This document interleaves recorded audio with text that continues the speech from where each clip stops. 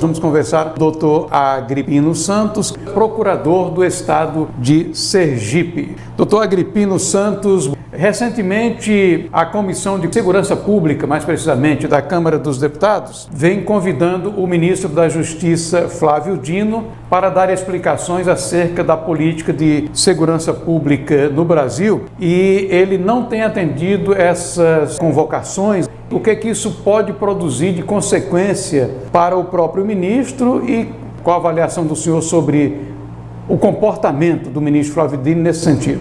Veja bem, essa recalcitrância do ministro Flávio Dino em atender a convocação da Câmara é gravíssima.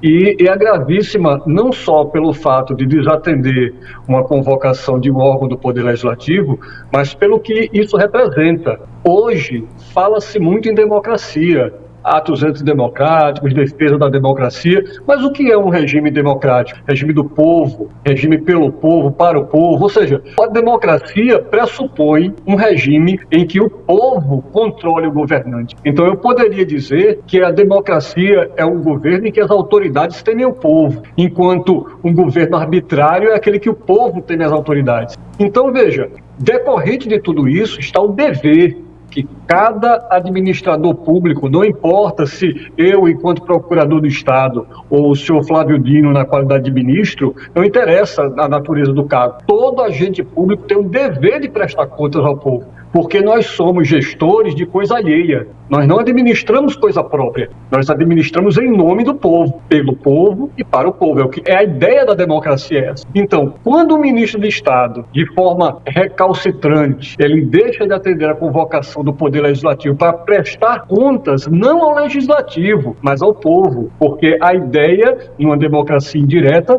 é que o Poder Legislativo represente o povo. O que você tem, na verdade, é um governo hermético, é um governo que passa a ideia de ter algo a esconder. E isso não é próprio de um governo democrático. Isso é próprio, Erivan, das autocracias, dos regimes ditatoriais, dos regimes arbitrários. Todo regime arbitrário, todo regime totalitário é hermético. Tem sido assim ao longo da história. Não há uma só exceção. A característica de um regime democrático é a sua publicidade, é a transparência. Não é por acaso que o nome que se dá à máquina pública é administração pública, porque é a administração em público, de frente ao público, sem ter o que esconder. Evidentemente que nós sabemos que há alguns atos muito específicos que têm que ser mantidos em sigilo por questões de segurança nacional e outras tantas, mas isso são exceções da exceção dentro de um regime democrático. Então, o ministro, ao deixar de atender às convocações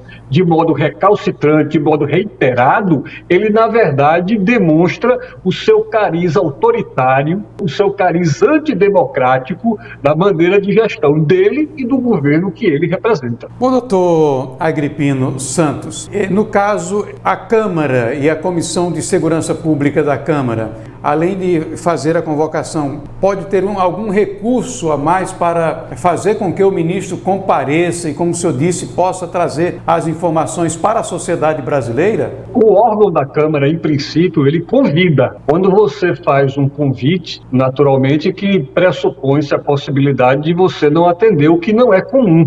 O que representa esse não atendimento do ministro, na verdade, é algo subjacente e mais grave, que é uma crise da própria separação de poderes no Brasil, que nós vivenciamos hoje. Hoje, o princípio basilar do Estado Democrático de Direito, que é a separação de poderes, está em crise, está fragilizado. Há quem diga que não existe mais, porque se você elimina a possibilidade da separação de poderes, o que você está dizendo é que o Brasil deixou de ser um Estado de Direito. Não sei se já chegamos a tanto. Há quem diga que sim, mas uma coisa é certa, o Estado de Direito do Brasil, nesse momento, está fragilizado. E dos três poderes, o que mais fragilizado se encontra é justamente o Legislativo. O Congresso Nacional, como a Comissão de Segurança Pública, como a Comissão de Constituição e Justiça, ele é diferente do seu funcionamento, das suas prerrogativas de uma CPI. Uma CPI tem prerrogativas que se assemelham às prerrogativas de um magistrado na condução de um processo, se assemelham muito a essas prerrogativas. Então, a consequência do desatendimento de uma convocação, dependendo da natureza que você é convocado, se como depoente, se como testemunha, se como indiciado, no âmbito de uma CPI é mais grave. No âmbito de uma comissão, se entende que é um convite. Agora, no funcionamento normal de uma democracia, é inimaginável um ministro de Estado não atender a um chamamento do Congresso Nacional. Então, a principal reação que se espera ver de uma situação como essa é política. É que o Poder Legislativo exerça a sua autoridade, a autoridade que foi legitimada pelo povo, pelo voto, e faça valer a sua legitimidade no sentido de exigir respeito do Poder Executivo. Essa ideia que eu quero deixar transparecer não é simplesmente uma recusa a um convite. É algo muito mais grave, porque revela uma fragilidade do Poder Legislativo face ao Poder Executivo que não é comum numa democracia. Nem na democracia, que sempre foi fragilizada como a brasileira, isso se viu. Um ministro de Estado simplesmente recusar. E mais, e eu vou ainda colocar um agravante, em outras comissões que o ministro tem comparecido, tem adotado uma postura arrogante. E em alguns momentos, eu me atrevo a dizer até de deboche em relação às perguntas que lhes são feitas pelos parlamentares. Isso é um absurdo. Isso é uma situação absolutamente anormal dentro da democracia. Precisa ter uma resposta forte e uma resposta dura do Poder Legislativo.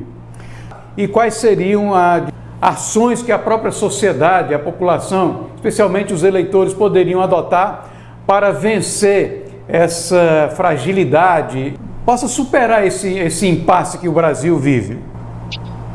Ivan, a solução para esse impasse, ela está na Constituição Federal. A Constituição Federal ela é muito clara, logo das suas primeiras linhas, quando ela diz que todo poder emana do povo e em seu nome é exercido. Observe, se nós somos uma democracia, cabe ao povo questionar, cobrar, inicialmente, cobrar dos seus representantes. O problema do aperfeiçoamento da democracia brasileira é que o representante do legislativo, os parlamentares, os deputados, os senadores, e aqui eu já incluo os deputados estaduais, os vereadores, depois de eleitos, se comportam não como mandatários, mas como proprietários do mandato. Por quê? Porque nós, os brasileiros, não temos a cultura de acompanhar o exercício do mandato e cobrar dos seus representantes eleitos determinados posicionamentos que os levaram a ser eleitos. Nós só exercemos esse accountability político na época da eleição. Aí a gente participa um pouco mais. Eu falo a gente enquanto sociedade brasileira, de via de regra,